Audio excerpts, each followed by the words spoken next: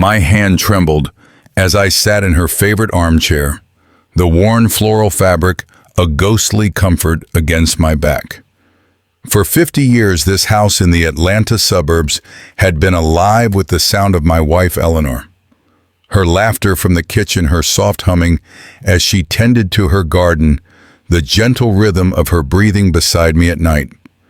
Now there was only a crushing silence, a void so profound it felt like a physical weight pressing down on me, stealing the very air from my lungs. My own heart beat a frantic, broken rhythm in my chest, the only sound in a world that had lost its music. I was 72 years old, and I had never felt so utterly alone. My thumb hovered over the screen of my phone, over the smiling picture of Eleanor we had taken on our last anniversary. It took every ounce of strength I had left to navigate away from her face, to open my contacts, and to press the call button next to my daughter's name, Brianna, our only child, the center of Eleanor's world. The phone rang once, twice, each ring echoing in the cavernous silence of the house. I cleared my throat, trying to find a voice that wasn't shattered by grief. She picked up on the third ring. "Dad, is everything okay?" Her voice was distant, preoccupied, the sound of traffic faint in the background. "Brianna," I began, and my voice cracked immediately on her name. I took a shaky breath. "Honey, it's about your mother." There was a pause. I could hear a distant car horn. "Mom, what about her?" I closed my eyes, picturing Eleanor's face, her warm smile. She's gone, sweetheart. She passed away this morning." The silence that followed was different. It wasn't empty. It was calculating.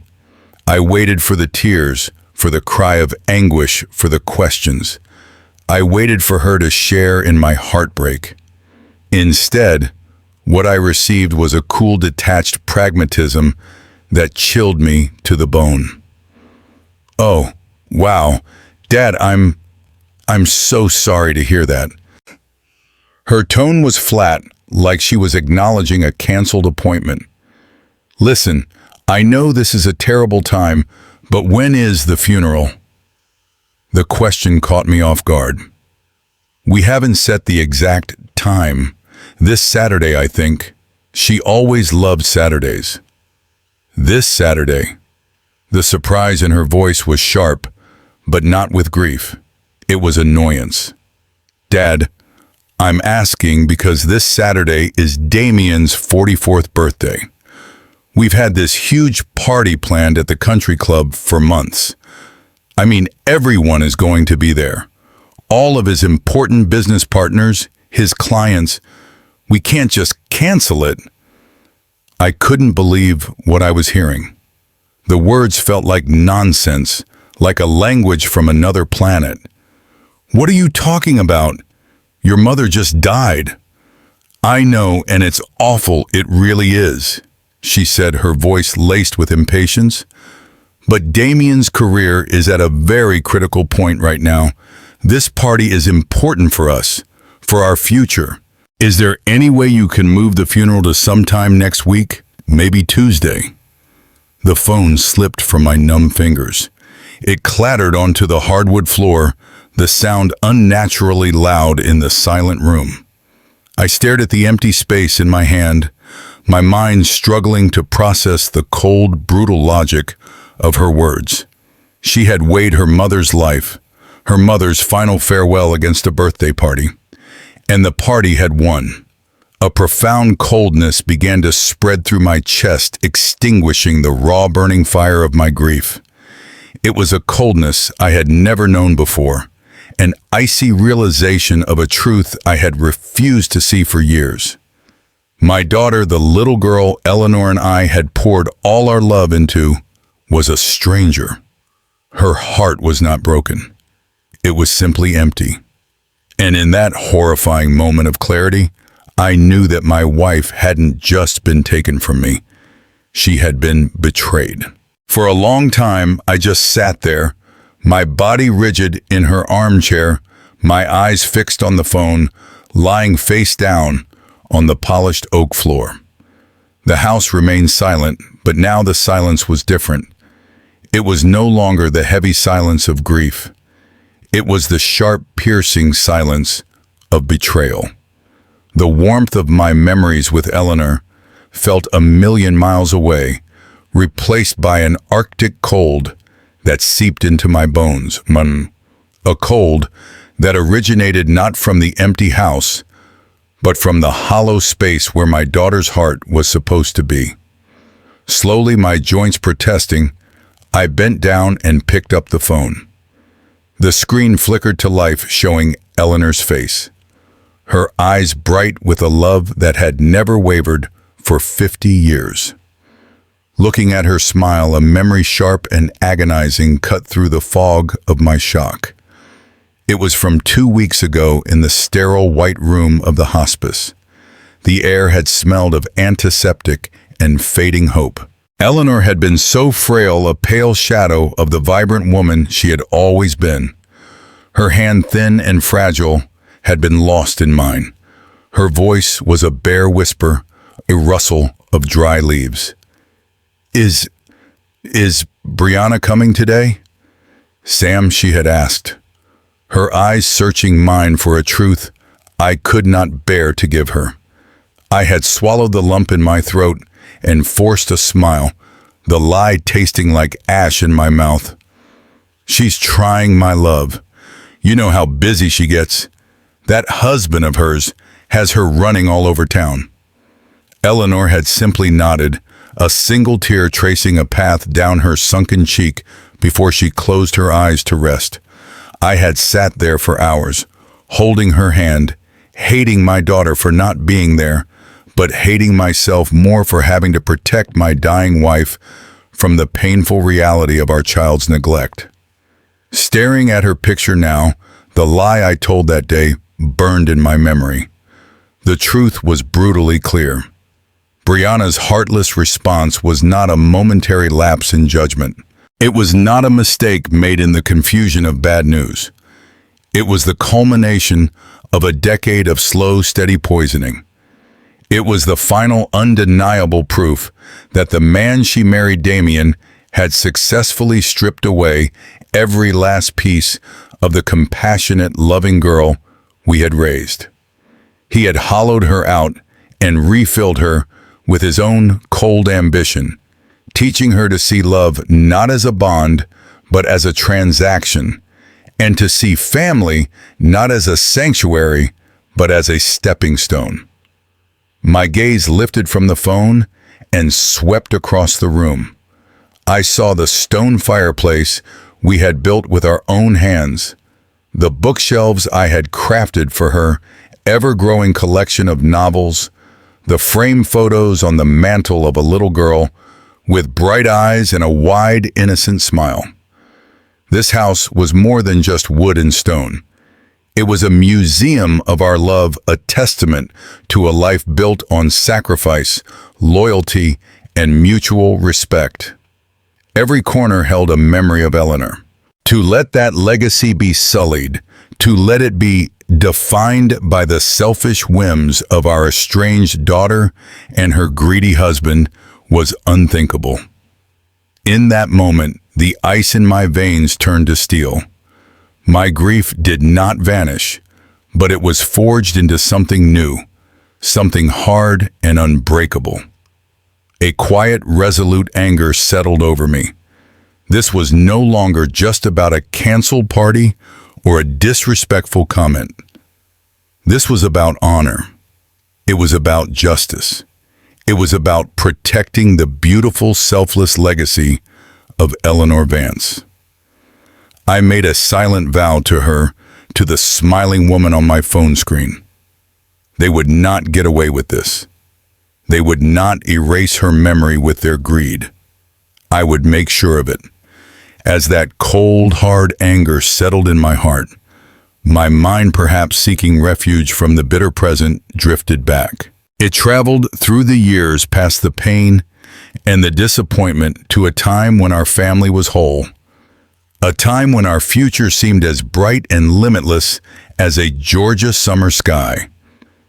I saw her then, my Eleanor, not as a frail patient in a hospital bed, but as she was in her prime. Young, vibrant, with a fire in her eyes, and a laugh that could make the sun feel shy. We had started with nothing but calloused hands, a rusty pickup truck, and a shared dream. We were Samuel and Eleanor Vance, two kids from the wrong side of the tracks who believed that hard work and integrity could build a kingdom. Our company, which we named Vance Construction, was born from sweat and sacrifice. I was the brawn and the skill, the man who could frame a house with his eyes closed. Eleanor was the heart and the brains. She kept the books, negotiated with suppliers, and possessed a gentle, persuasive charm that could soothe the most difficult clients. Our office was the kitchen table. Our nights were spent poring over blueprints, and our weekends were dedicated to laying foundations under the hot Atlanta sun. Our handshake was our bond, and the quality of our work was our signature. We built houses for other families, creating homes where their children would grow, where memories would be made. All the while, we dreamed of the day we would have a family of our own. And then came Brianna. The day she was born, the world shifted on its axis. I remember holding her for the first time, this tiny, perfect being, her little hand wrapped around my finger. I looked over at Eleanor, her face tired but radiant, and I knew in that moment that my life's purpose had been revealed. Every beam I hoisted, every nail I drove it, was all for her now. Brianna became the sun around which our entire universe revolved. She was not just our daughter. She was the embodiment of our every hope, the promise of a brighter future. That promise demanded sacrifices. As our business grew, so did our ambitions for her. We didn't want her to know the struggle we had known. We wanted her to have the best of everything, starting with her education. I can still feel the weight of that first tuition check for her private elementary school. It was more money than my own father had made in a year. Writing it meant giving up on the new truck our business desperately needed. It meant another year of Eleanor mending my worn-out work boots. But as we watched Brianna walk through those wrought iron gates in her crisp new uniform, her book bag bouncing on her shoulders, the sacrifice felt insignificant. It felt like an investment in a masterpiece.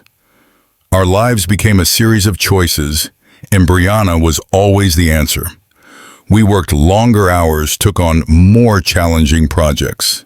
I remember countless nights coming home long after the sun had set, my body aching and covered in a layer of drywall dust, only to find Eleanor still awake at the kitchen table, a single lamp illuminating her determined face as she went over invoices.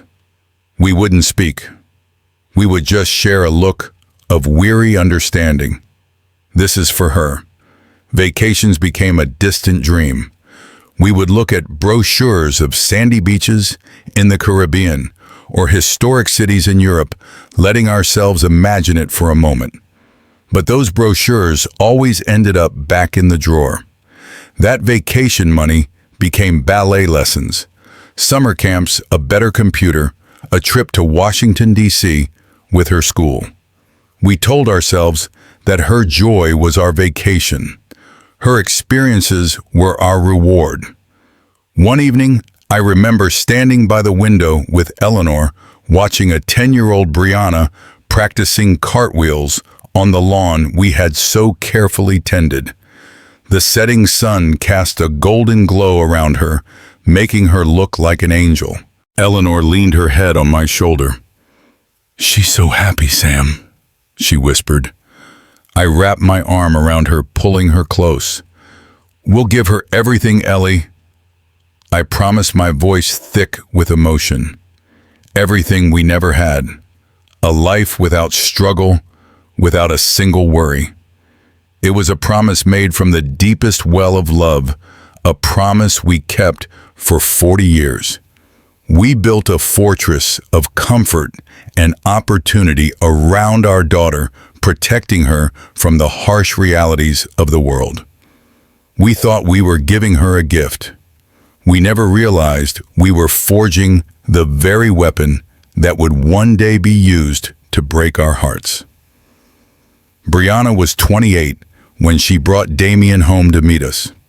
For weeks, she had been a different person, floating on a cloud of pure elation. He was brilliant, she told us over the phone, a rising star at a prestigious investment firm in downtown Atlanta. He was handsome, sophisticated, and he treated her like a queen. Eleanor and I were cautiously optimistic. All we had ever wanted was our daughter's happiness, and if this man was the key to it, then we would welcome him with open arms. The day he arrived, I understood Brianna's infatuation. Damien was the picture of success. He stepped out of a sleek black European sedan, dressed in a suit so perfectly tailored, it looked like it was sewn onto him. His shoes shone. His smile was a flash of perfect white teeth, and he had a handshake that was both firm and smooth. He presented Eleanor with a bouquet of expensive exotic flowers I had never seen before, and handed me a bottle of aged whiskey that probably cost more than my first car. He was charming, articulate, and radiated an aura of effortless confidence. But as he smiled at me, I noticed something in his eyes. They were sharp, intelligent, but they were also cold, constantly assessing, constantly calculating. Eleanor, ever the gracious host, offered to give him a tour of the home we were so proud of. As we walked through the rooms, Damien offered a steady stream of compliments. "This is a wonderful home."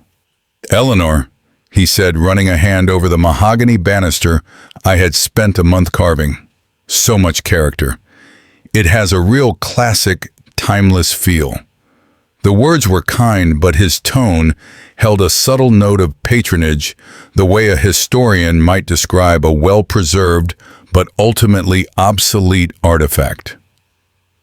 He looked at our family photos, our comfortable furniture, not with warmth, but with a detached curiosity, as if he were analyzing a different species in its natural habitat. At the dinner table, the difference between our worlds became starkly apparent. He dominated the conversation not with arrogance, but with a smooth, practiced ease that left little room for anyone else. He asked me about Vance construction. "So you really built all of this with your own two hands?" "Samuel, that's just incredible. It's real salt of the earth work. I have so much respect for that." The compliment felt double-edged. He was praising my life's work in a way that simultaneously placed it in a bygone era, a relic of a simpler, more physical time, far removed from his own modern cerebral world of capital and algorithms.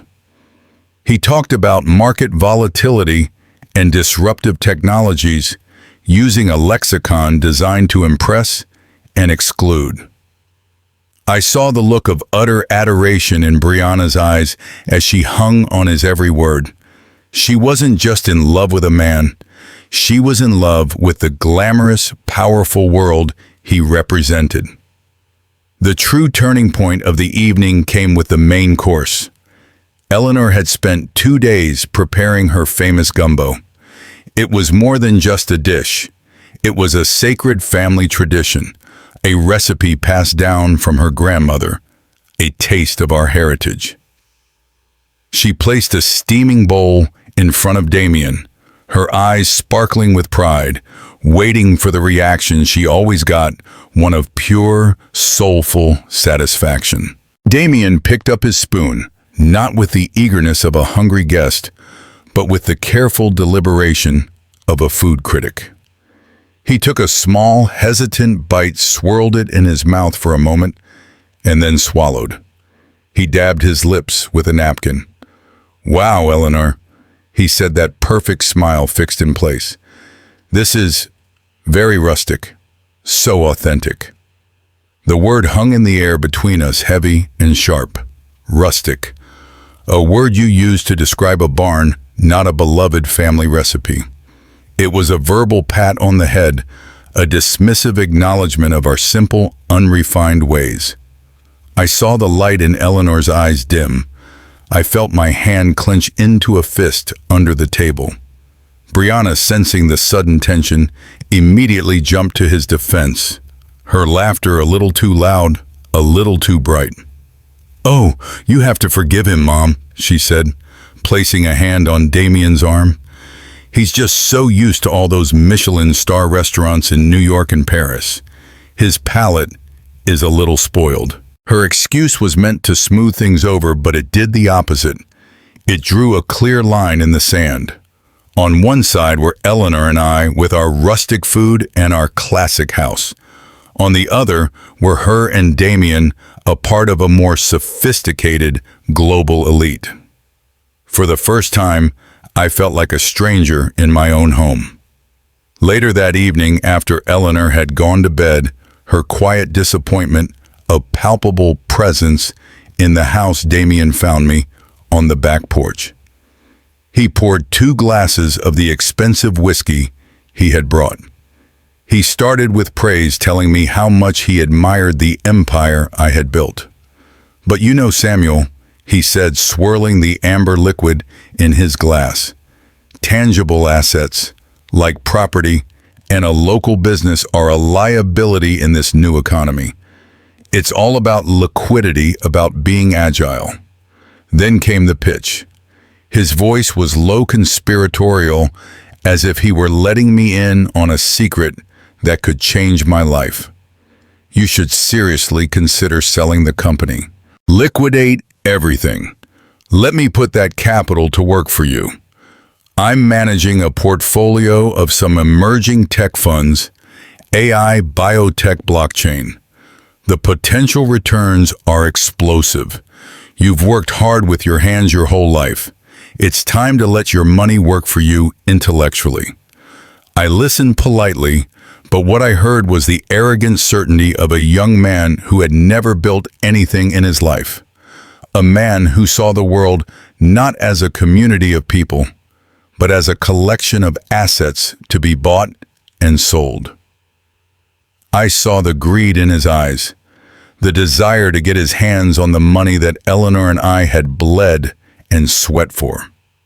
I took a slow sip of my whiskey and looked him in the eye. "Damien," I said, my voice calm but firm, "Vance Construction is not just a tangible asset. It's my life's work. It's the 40 families whose livelihoods depend on it. I appreciate the offer, but I prefer the slow, steady growth that I can see and trust. I'm not a gambling man." A flicker of annoyance crossed his face, a momentary crack in the polished facade. It was clear he was not used to being told no. He quickly recovered his smile, but the coldness in his eyes remained. He had shown me his true nature. He didn't see a father-in-law. He saw a resource to be exploited. As they drove away that night with Brianna waving happily from the passenger seat, a deep sense of unease settled in my soul. I knew with a certainty that chilled me to the core that a shadow had just fallen over our family. That initial feeling of unease after Damien's first visit soon began to fester into a genuine fear. The shadow I had seen falling over our family was not just my imagination. It was real, and it was growing darker. The first confirmation came a few days after that disastrous dinner in the form of a phone call from my daughter. She didn't bother with pleasantries. Her voice was tight-laced, with an unfamiliar edge of accusation. "Dad Damien told me you spoke about the business," she began. "He said you weren't interested in his advice. I have to say I'm a little hurt." I tried to explain my position calmly, the way I always had with her. "Honey, it's not a matter of trust. Your husband is a smart man, but he works in a world of speculation and risk. I work in a world of concrete and steel. I built my company on prudence, not on gambling with tech stocks." Her sigh was heavy with frustration. "But that's the old way of thinking, Dad. The world has changed. Damien is trying to help us to help our family build real wealth, and you're just being stubborn." Then came the words that felt like a knife twisting in my gut. "It just feels like you don't trust my judgment, or my husband. He's family now, Dad. You should try to remember that." She hung up before I could respond, leaving me with the sour taste of her misplaced loyalty. It was the first time she had ever chosen his perspective over mine. The first of many such choices to come. The most painful proof of her transformation came about a year later. Brianna and Damien wanted to buy their first home, a beautiful but expensive house in a gated community north of the city. They were short on the down payment, and my heart ached seeing the frustration on our daughter's face. One evening, Eleanor came to me, her eyes shining with a familiar, selfless light. "Sam," she said, taking my hands in hers, "I'm going to do it. I'm going to take the money from my retirement account. What good is that money sitting there when our daughter needs it to build her home, her future?" I protested, telling her that was her security, the money we had carefully saved for her old age. But she was resolute. Her daughter's happiness was her security. The day they closed on the house was a joyous one. Eleanor was beaming, her spirit lifted by the act of giving. A month later, we were all having a celebratory dinner on the patio of their new home. Eleanor had brought a housewarming gift, a small dogwood tree to plant in the backyard, a symbol of family roots. As Damien refilled our wine glasses, he looked around the property with a smug sense of satisfaction. "This was a great find," he announced to no one in particular.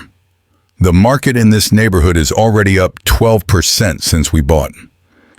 I was telling Brianna we give it a year, maybe do a cosmetic renovation on the kitchen, and we can flip it for a massive profit. Easy money. I froze the wine glass halfway to my lips. I looked at Eleanor. The happy glow on her face had vanished, replaced by a look of stunned disbelief. We both turned to look at Brianna, expecting her to protest, to defend the sanctity of her mother's sacrifice. We expected her to say that this was their home, a gift from her mother, not just another asset on a balance sheet. But she said nothing of the kind. She simply smiled, taking a sip of her wine. "Damien is so smart about these things," she said with a little laugh, as if discussing the weather. "He always knows how to maximize value." In that moment, something broke between us and our daughter. She saw her mother's life savings, a fund built on decades of hard work and sacrifice, as nothing more than seed money for a real estate venture. The love and sentiment behind the gift were invisible to her. All she could see were the dollar signs. After that, the distance between us grew from a crack into a chasm. The weekly Sunday dinner she had attended her whole life became a monthly affair, and then an occasional visit when it was convenient. The excuses started to pile up, each one a small paper cut to her mother's heart. Thanksgiving was skipped for a ski trip to Aspen with Damien's business partners. Her own birthday was celebrated not with us, but on a yacht in the Caribbean with their new wealthy friends. "We'd love to come, Mom, but we just can't say no to this opportunity," She would say, her voice full of a bright, false cheerfulness that did nothing to hide her shifting priorities. Eleanor would hang up the phone, her face brave but her eyes filled with a pain that I was powerless to heal. The life we had worked so hard to give her, the life of comfort and opportunity, had become a gilded cage, and we were on the outside looking in. We were becoming a relic of her past, a sweet but inconvenient reminder of a simpler life she was eager to leave behind. The final chapter of our life together began with a word we never thought we would hear in our own home: cancer. It arrived uninvited, a malignant thief in the night, and began to steal the vibrant woman I loved piece by piece.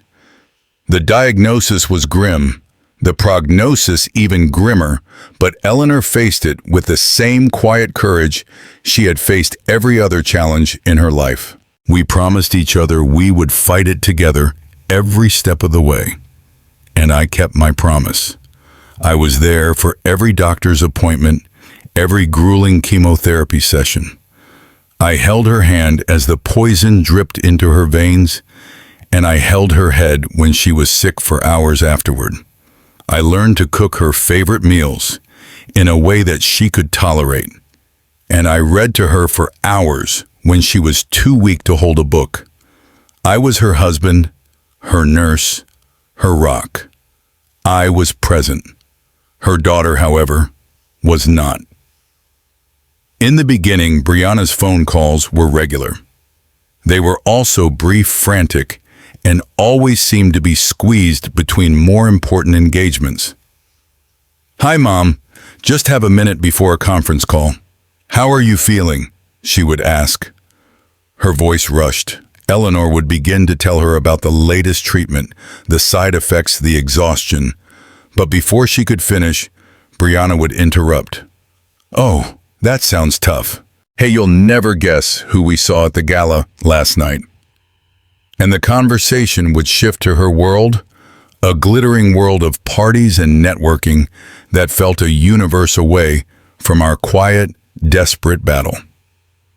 The calls were a checklist item for her, a way to soothe her own conscience, not a genuine act of connection. Worse than the superficial calls were the broken promises. Hope is a powerful medicine for the sick, and Brianna wielded it carelessly. "I'll try to come down this weekend, Mom," she would say, and for days Eleanor's spirits would lift. A light would return to her eyes. She would talk about what she would wear, what she would cook if she had the energy. And then Friday afternoon, the inevitable text would arrive. Something had come up. A last-minute business trip for Damien. A charity event they simply had to attend. The disappointment would hit Eleanor like a physical blow, leaving her weaker and sadder than before. I watched this cruel cycle of hope and heartbreak repeat itself until I wanted to scream. The memory that will haunt me until my dying day happened on a Sunday in late autumn. Eleanor had been having a particularly difficult week. She was so weak she could barely get out of bed. But that morning she insisted I help her to her armchair by the living room window, the one that overlooked the long driveway. When I asked why, her voice was a hopeful whisper. "Brianna called last night. She said they might stop by this afternoon if Damien's meeting in the city finishes early." That fragile, uncertain might was enough to sustain her. She sat there all day, a handmade quilt draped over her frail shoulders, her eyes fixed on the road. She refused to nap, convinced she would miss their arrival. I brought her tea and soup, pretending not to see the hopeful way her head would turn at the sound of every passing car. I sat with her, sharing in her silent vigil, a helpless, burning rage building in my chest. The hours ticked by. The bright morning sun gave way to the long, melancholy shadows of the afternoon, The hope in her eyes slowly began to fade, replaced by a familiar weary sadness. Just as dusk began to settle, painting the sky in shades of purple and gray, her phone buzzed on the small table beside her. Her eyes lit up one last time, a final desperate flare of hope. She was too weak to reach for it. "Can you read it for me, Sam?" she whispered. I picked up the phone, my heart heavy with dread. It was a text message from Brianna. I read the words aloud, my voice flat and devoid of emotion. "So sorry, Mom. Today got totally crazy. Something came up and Damien had to attend a last-minute charity golf tournament. We'll try to call you tomorrow. Love you." I watched as the last ember of hope in my wife's eyes died, leaving behind nothing but cold, gray ash. She didn't cry. She didn't rage. Her reaction was far worse. It was a quiet, devastating acceptance. She simply nodded, the small movement a gesture of complete and utter defeat. "All right," she whispered. I think I'm ready to go back to bed now." As I helped her out of the chair, I felt the true weight of her illness. It wasn't just the cancer that was killing her. It was a broken heart. In that moment, watching her shuffle back to the room where she would spend her final days, I understood that we had not just lost our daughter to a man or a lifestyle. We had lost her entirely. The compassionate, loving child we had raised was gone, and the woman who remained was a stranger incapable of seeing past her own selfish desires. My wife, in her final painful days, had been forced to mourn the loss of her daughter, a grief that was surely more painful than the disease ravaging her body. The next day was a blur of painful necessities.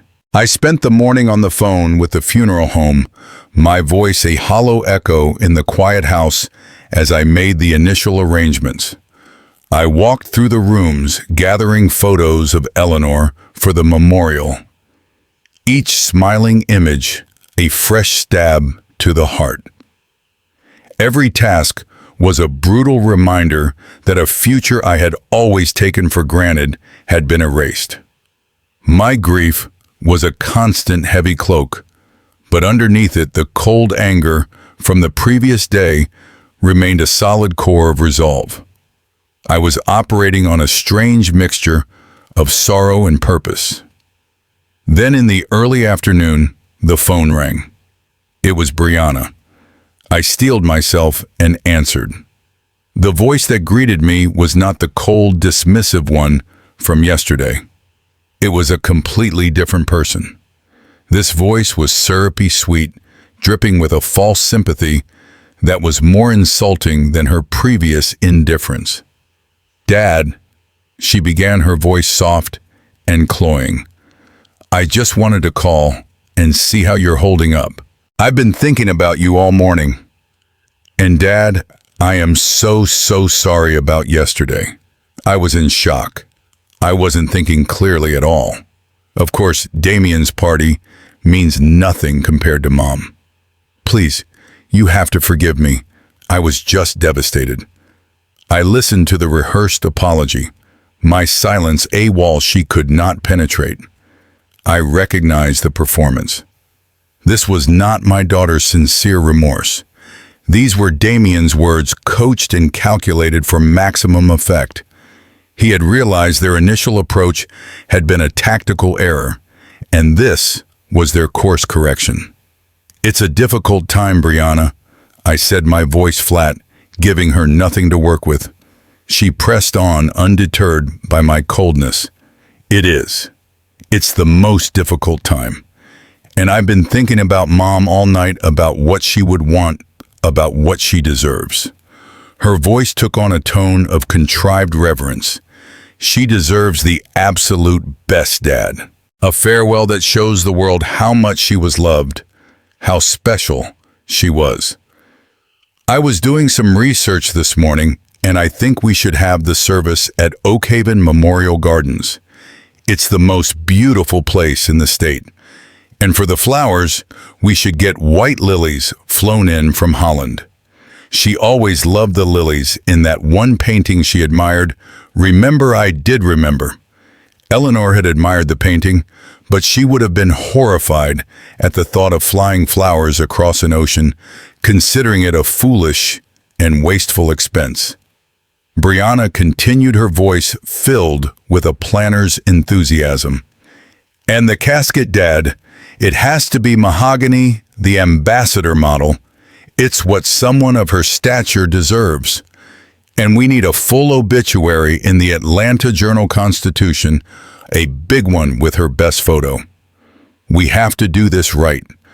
We need to honor her memory in a way that reflects the wonderful life she lived. I listened silently as she laid out her vision for this grand, ostentatious spectacle. Every detail she described was a betrayal of the woman Eleanor actually was. My wife was a humble woman who found beauty in simplicity. She would have wanted flowers from her own garden, a simple service in the little chapel down the road, and the company of the few people she truly loved. This circus Brianna was planning was not a tribute to Eleanor. It was a performance for Brianna and Damien's social circle. It was a status symbol, a way to turn our family's private grief into a public display of their supposed wealth and class. The disgust rose in my throat, hot and bitter. After she had finished describing her theatrical production, her tone shifted, becoming more practical, more businesslike. This was the real reason for her call. "The thing is, Dad," she said, her voice lowering slightly, "arranging all of this, doing it properly, it's quite expensive. And all the best vendors require payment up front. Damien and I are a little tight on liquid cash at the moment with so much of our money tied up in investments." She paused, letting that sink in before delivering the final blow. "I was thinking to make things easier and faster. Could you just transfer about $50,000 to our account? We can handle all the vendors, all the logistics, all the arrangements from our end. You shouldn't have to be burdened with these details while you're grieving. You can just consider it an advance on my inheritance." There it was, an advance on her inheritance. My wife was not yet in the ground, and my daughter was already carving up her estate, using her mother's death as a leverage point to get a cash payout. The sheer unmitigated gall of the request was breathtaking. All the feigned sympathy, all the talk of honoring Eleanor, it was all a manipulative prelude to this vulgar cash grab. I let the silence on my end of the line stretch out, a silence so cold and so absolute that I could feel her getting nervous on the other end. When I finally spoke, my voice was not loud. It was quiet, controlled, and devoid of any warmth. It was the voice of a man who had reached his absolute limit. No. The word was a stone dropping into the conversation and shattering her entire facade. "Dad, I don't think you..." I said no, I repeated, cutting her off. "Your mother will be buried with the dignity she lived by, not with the gaudy spectacle you're describing. She will have a simple pine casket. She will have flowers from her own garden. She will have a quiet service at the chapel she loved, attended by people who actually knew and respected her. I am handling everything. The real cost is of no concern to you. Do not concern yourself with it again." I ended the call before she could utter another word, leaving her alone with my final unyielding decision. The line had been drawn. The battle for my wife's legacy had officially begun. I had just ended the call with Brianna, the receiver still cold in my hand when the phone rang again. It had been no more than 30 minutes, just enough time for her to relay her failure to her husband. I looked at the caller ID. Damien. Of course. The puppet master himself was now stepping out from behind the curtain. A part of me wanted to ignore it, to let it ring until it stopped. But I knew that would only be delaying the inevitable. This was a confrontation that had to happen. I took a deep breath, let it out slowly, and answered the call, preparing myself for the next wave of the assault. As I expected, his voice was the complete opposite of Brianna's frantic, demanding tone. It was smooth measured and dripping with a carefully crafted sympathy that was far more sinister than my daughter's overt greed. Samuel, it's Damien. First, before I say anything else, I want to personally apologize for Brianna. She just called me and she's an absolute mess. I am so sorry for that call she made to you. She's not herself, Samuel. She's heartbroken, and when she gets this upset, she gets practical. She starts trying to organize things, to control things. It's how she copes with pain. She feels like if she can just arrange the perfect tribute, she can somehow fix the hurt. Please don't hold her bluntness against her. It was a masterful performance. In one short, eloquent speech, he had attempted to reframe his wife's avarice as a symptom of her profound grief. He painted her as a tragic figure, overwhelmed and lashing out, thereby invalidating my own righteous anger. He was not just apologizing for her. He was making excuses for her, positioning himself as the calm, rational mediator who was here to clean up the emotional mess. I said nothing, allowing my silence to be his stage. I wanted to hear the full script. He took my silence as an invitation to continue, his voice lowering into a tone of deep, confidential concern. That's actually the main reason I'm calling Samuel. Brianna and I were talking, and to be frank, we're genuinely worried about you. You're all alone in that big house, dealing with an unimaginable loss, the kind of shock that would shatter anyone. The stress of it all, the sheer weight of the grief, it can cloud a person's judgment. It's a well-known fact.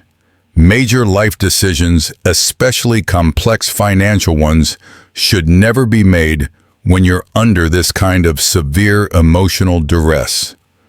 I felt a cold knot tighten in my stomach. I knew where this was going. He was talking to me as if I were a fragile, senile old man, a doddering fool who had lost his wits along with his wife. You're overwhelmed. He continued, his voice like silk. You're confused, and you have every right to be. The last thing you should be worrying about right now is paperwork, legal documents, and estate taxes. It's a labyrinth, and it's not something you should have to navigate alone right now. And then he made his move. The true purpose of his call wrapped in a blanket of false compassion. So here is what Brianna and I were thinking. He said, his voice now full of a helpful problem-solving energy. Why don't you let us take that entire burden off your shoulders? Let me and Brianna handle the estate, the will, the accounts, the insurance policies, all of it. It's complicated stuff, but this is the world I live in every day. We can make sure everything is secure, protected, and managed properly so you don't have to worry about a single thing. You can just focus on what's important, grieving for Eleanor, healing. We just want to make sure everything is safe for you, Samuel. We want to protect you. The condescension was breathtaking. Protect me. He wanted to protect me from my own life's work. He wanted me to hand over the keys to the kingdom that Eleanor and I had spent 50 years building. and he had the audacity to frame it as an act of selfless generosity. He saw me as a problem to be managed, an obstacle between him and my money. His words were a direct assault on my intelligence, my competence, and my entire life.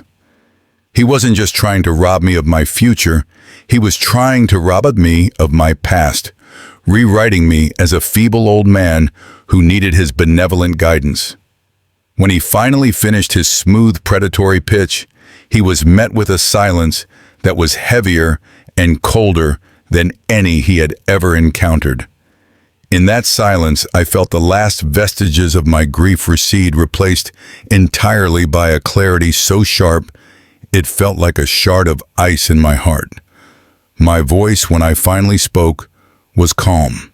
It was measured, and it held an edge of pure, unyielding steel that cut right through his facade.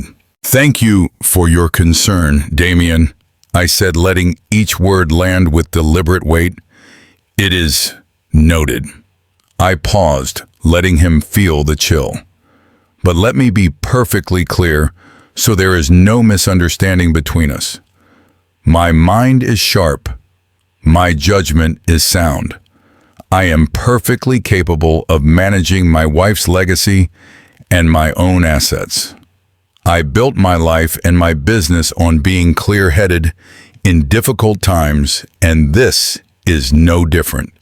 You seem to have mistaken my grief for incompetence. I assure you that is a grave miscalculation. I let the weight of that statement settle before delivering the final command.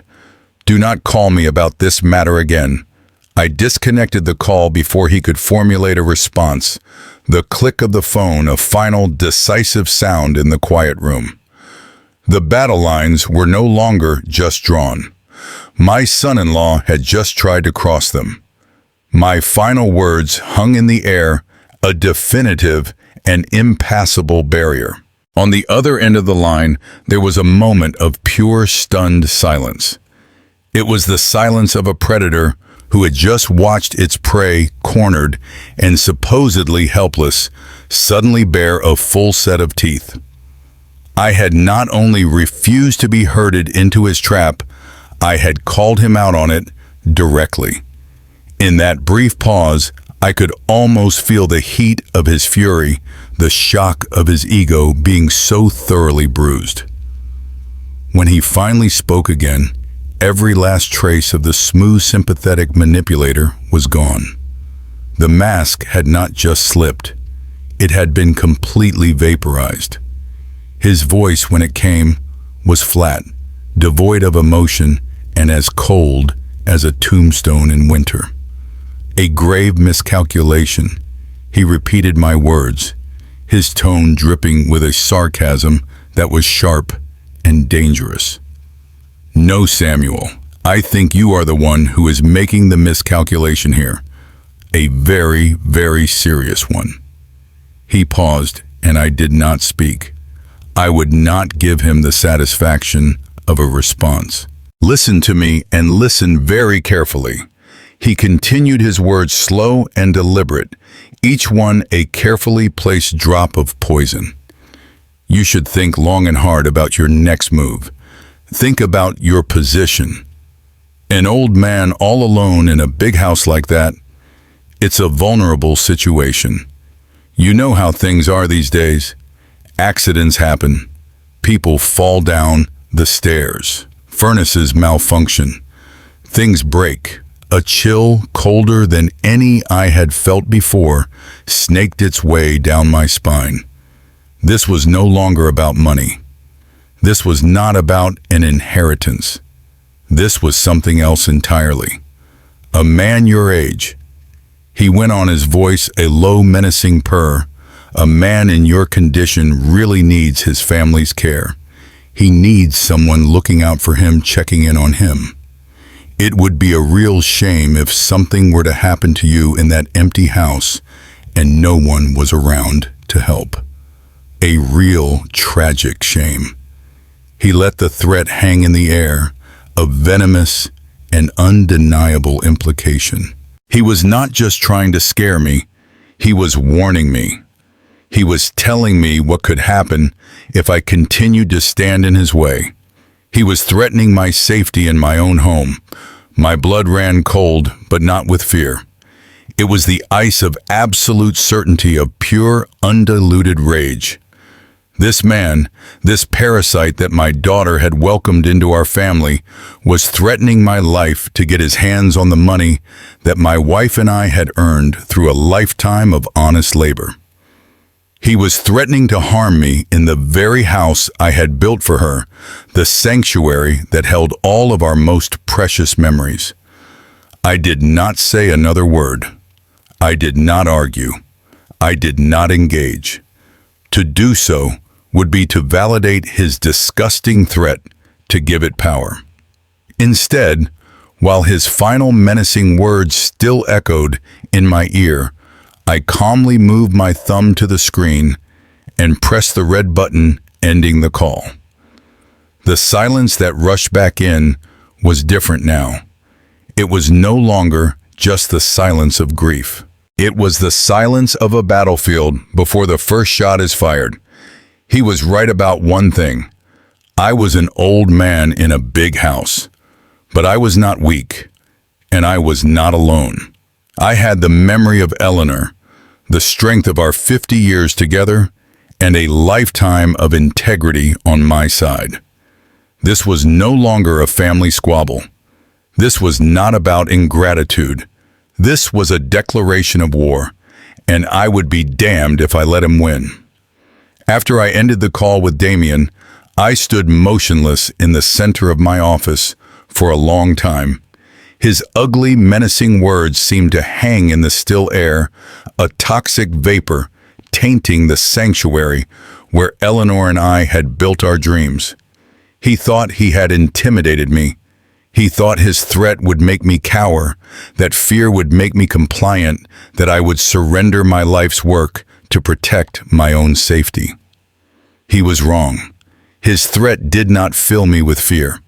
It filled me with a clarity so absolute it was almost serene. He had shown me his true face, and in doing so, he had shown me exactly what I had to do. There was no more room for doubt, no space for hesitation. The time for grieving and absorbing blows was over. The time for action had come.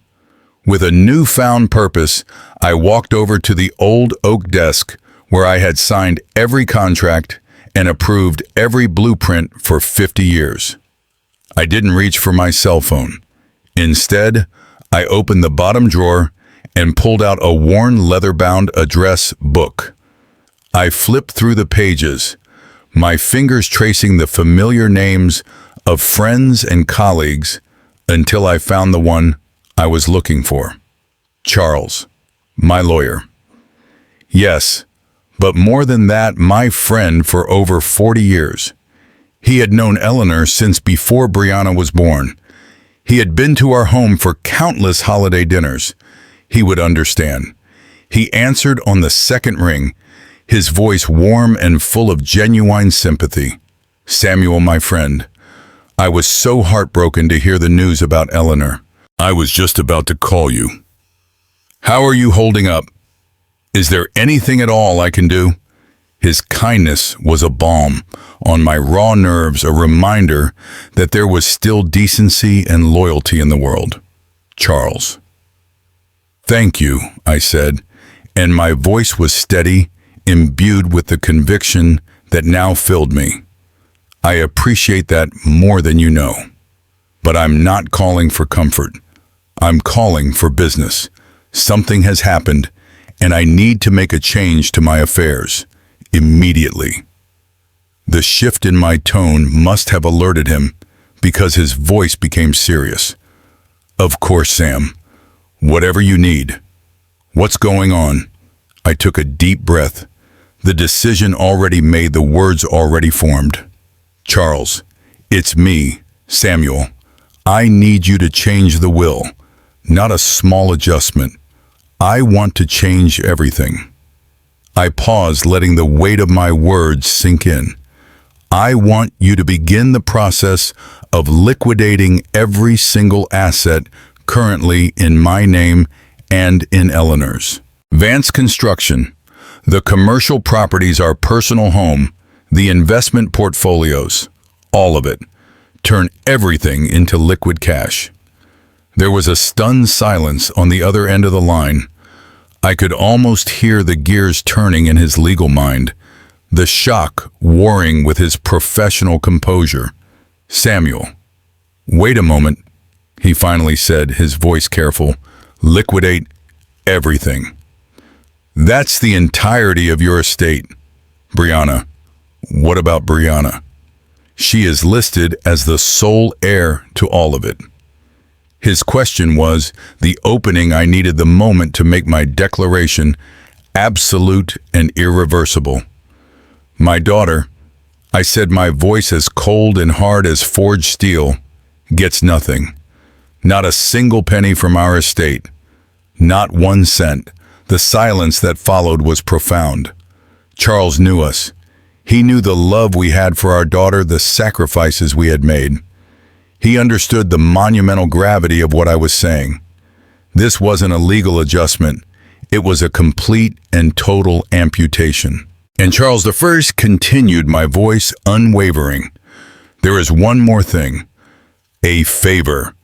I need you with me this Saturday night. Saturday, Sam. That's the day of the funeral, he said gently. I know, I replied. And after the funeral, I will be going to the Montgomery Country Club. I need you to be there with me, not just as a friend, but as my legal representative. I have an announcement to make. He didn't ask what it was.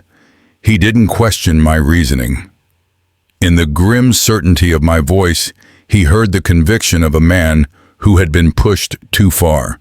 He heard a man on a mission. I don't know what's happening. Sam, he said, his voice full of a friend's loyalty. But I trust your judgment. Tell me what time, and I'll be there by your side. After I gave him the details and ended the call, a strange sense of calm settled over me. It was not peace. It was not happiness. It was the grim satisfaction of a general who has just committed his troops to a battle he knows he must win. The plan was in motion. The pieces were moving. Damien thought he was the predator. He was about to find out that you should never threaten a man who has already lost everything he truly loves. A man like that has nothing left to fear. Saturday arrived, a day cloaked in a somber gray sky that mirrored the ache in my soul. The funeral was exactly as I had planned it, and exactly as Eleanor would have wanted. It was a simple, quiet service at the little chapel she had loved, filled not with a crowd of strangers, but with a small gathering of the true friends and loyal employees who had genuinely cherished her. We shared stories of her kindness, her quiet strength, and her infectious laugh. We did not use expensive imported flowers. Instead, the chapel was filled with the beautiful, fragrant roses and gardenias from her own garden, which I had carefully cut myself that morning. It was a farewell marked by love, not by performance. Brianna and Damien were there, of course, dressed in expensive black attire, playing the part of the grieving daughter and supportive son-in-law. They shed tears at all the right moments, but their eyes were cold and distant. It was a convincing show for those who did not know the truth. After the service, after the last of the mourners had offered their condolences and departed, I drove to the cemetery alone. I stood before the fresh plot of earth, a simple temporary marker bearing her name, the only thing to break the soil. I placed a single perfect white rose from her favorite bush on the ground. The wind was gentle, rustling the leaves of the ancient oak trees that stood like silent sentinels over the grounds. For a long time I just stood there, letting the quiet of the place seep into me. Then I knelt down, the damp earth cold against my knees, and I began to speak to her, my voice a low whisper meant only for her. "Well, Ellie," I began, trying to keep my voice steady. It was a beautiful service. Our friends were all there. Mrs. Gable told that funny story about the bake sale, and everyone laughed. You would have liked it. I paused the easy part of the conversation over. I took a deep breath. There are some things you need to know, my love. Some things that have happened since you left, things that I have to tell you. I need you to understand why I'm about to do what I'm going to do. And so I told her everything.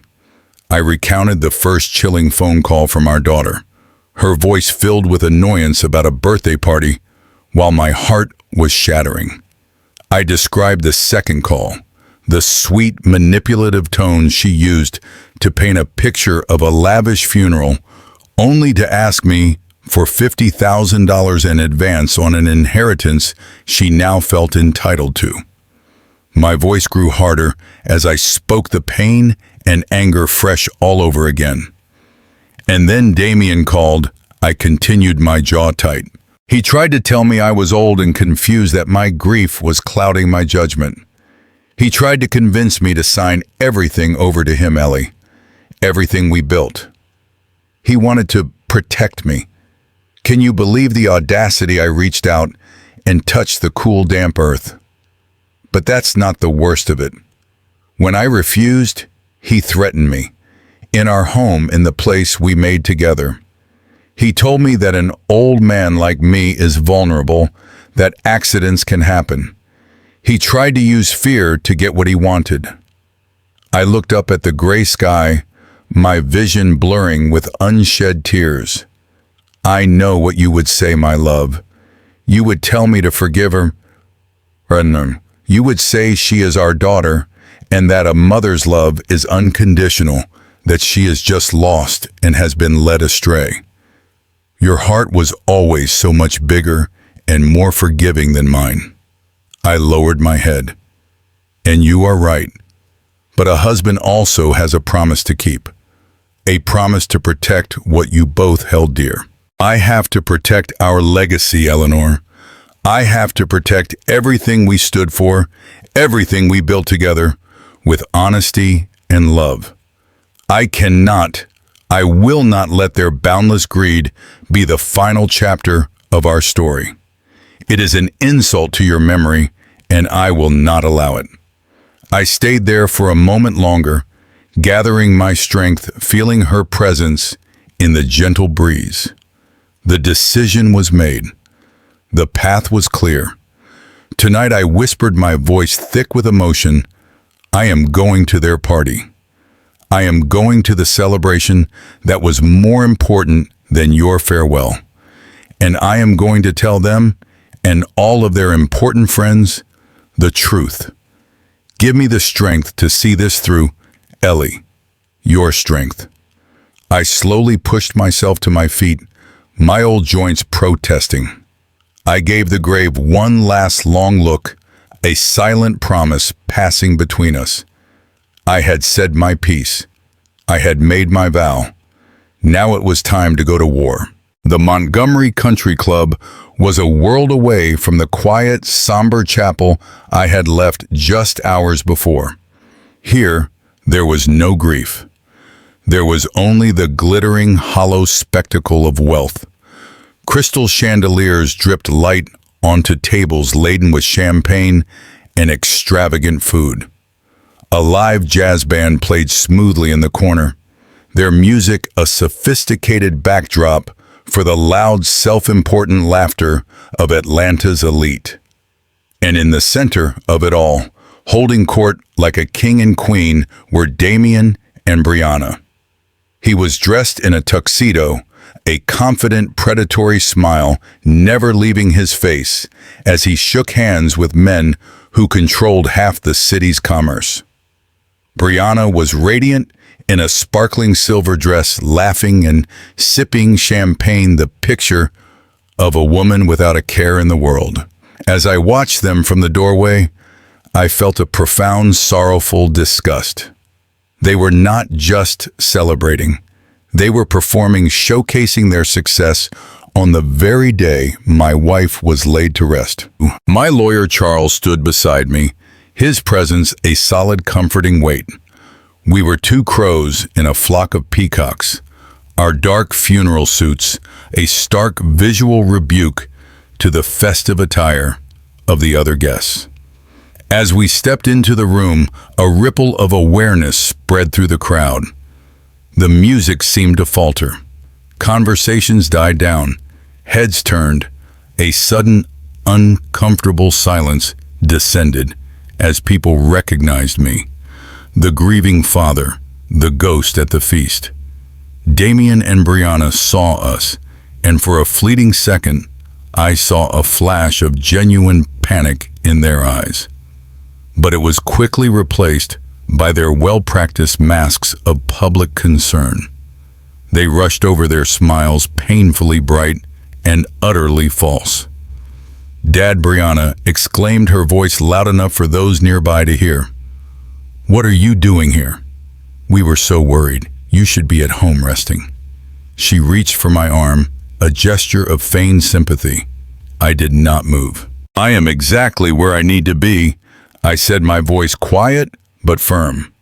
Damien, ever the master of controlling a situation, put a hand on my shoulder. "Samuel, we're so glad you came, but let's get you a quiet place to sit down."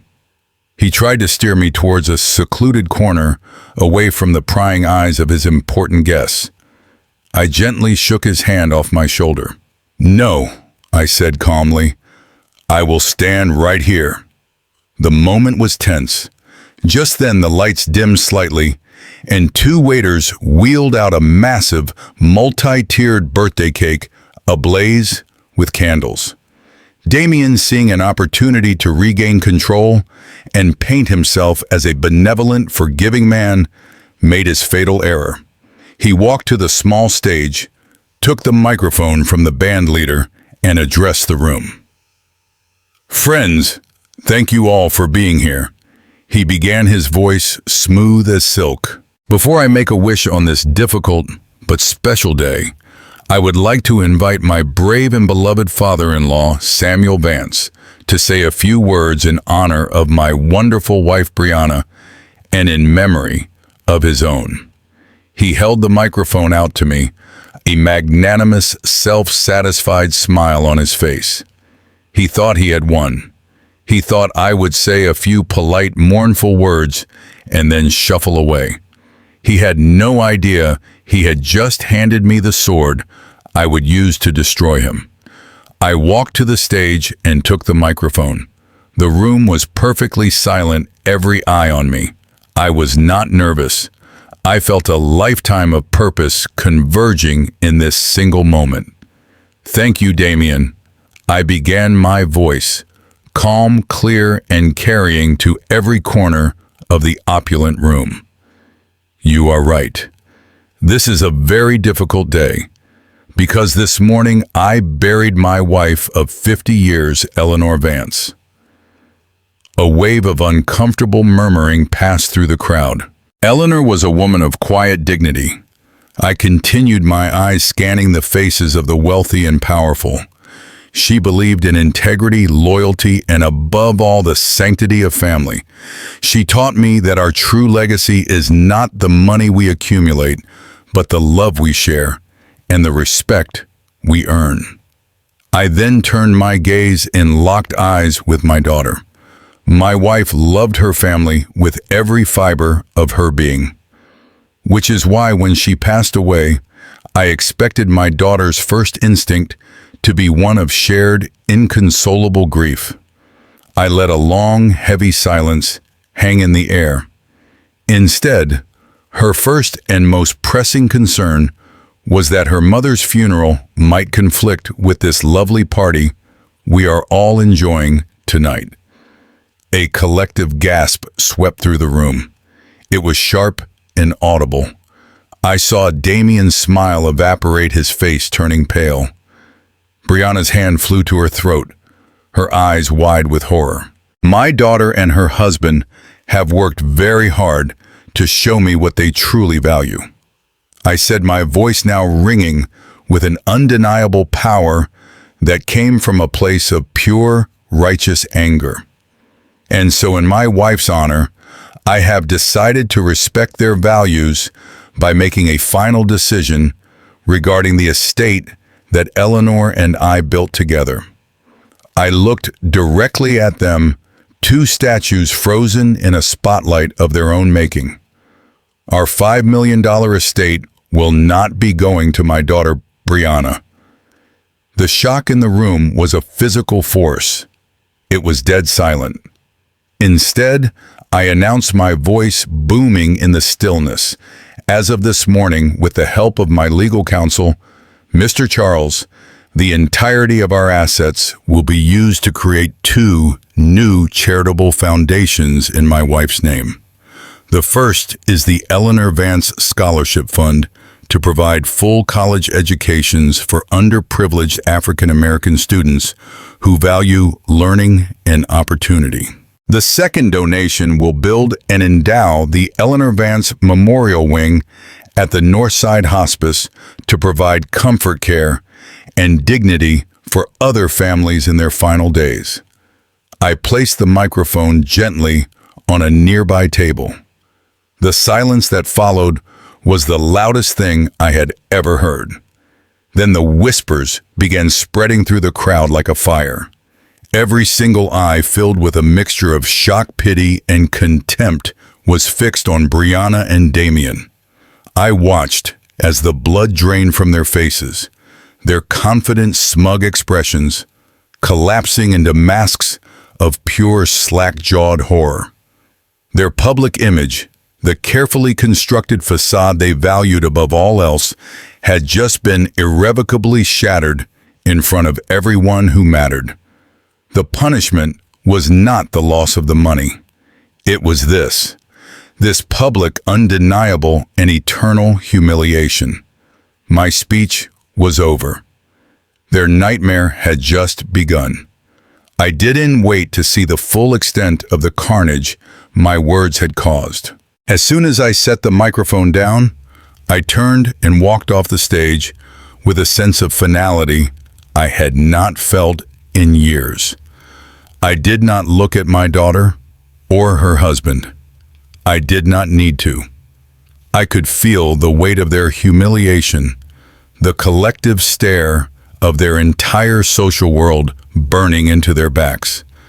Charles met me at the edge of the room, a look of profound respect in his eyes. He placed a steadying hand on my shoulder, and together we walked out of that ballroom, leaving the chaos, the whispers, and the wreckage of 2 meticulously crafted lives behind us. The cool night air of the parking lot felt clean and sharp against my face. We were almost to Charles's car when I heard frantic footsteps on the asphalt behind me, and a desperate, choked cry. "Dad, wait."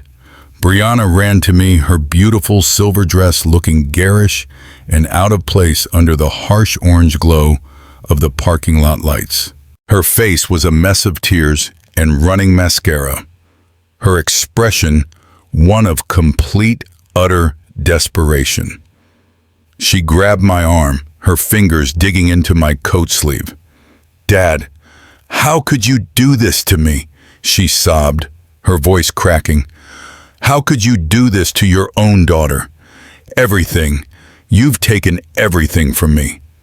I stopped and looked at her, truly looked at her for the last time. The anger was gone now, washed away by the tide of my actions. All that remained was a vast, deep ocean of sorrow. Sorrow for the little girl she once was, and for the empty, grasping woman she had become. I saw no remorse in her eyes, only the selfish terror of a person who had just lost her fortune. Gently, I pried her fingers from my arm. My voice when I spoke was not harsh. It was quiet, and it was final. "I didn't do this to you, Brianna," I said softly. "You did this to yourself." I then turned away and got into the car beside Charles, and I did not look back as we drove away, leaving her standing alone in the wreckage of the life she had chosen. 6 months passed. The seasons turned, and the heavy cloak of my grief began to transform into a soft blanket of warm memories. On a bright sun-drenched afternoon, I stood on the patio of a brand new building, a plaque on the wall gleaming in the light. It read, "The Eleanor Vance Memorial Wing." I was not alone. I was surrounded by a group of bright, intelligent, and energetic young people. They were the first recipients of the Eleanor Vance Scholarship Fund, their faces full of a hope and promise that was truly priceless. We were laughing, sharing stories. One young woman, an aspiring architect, was telling me about her dream of designing affordable community housing. A young man, a future doctor, was explaining his passion for serving rural communities. They were not my family by blood, but in that moment, they felt more like my children than my own daughter had in years. They were the living, breathing embodiment of Eleanor's spirit of generosity and hope. Her legacy was not a static pile of money in a bank account. It was here in the dreams of these incredible students in the future comfort this new building would provide for families in need. I looked up at the clear blue sky, feeling the warmth of the sun on my face. The crushing weight that I had carried for so long was finally gone, replaced by a sense of profound peace. I was no longer a lonely old man, haunted by betrayal. I was the proud guardian of my wife's beautiful, ever-growing legacy. And for the first time in a long, long time, my heart felt full. I smiled a genuine, peaceful smile.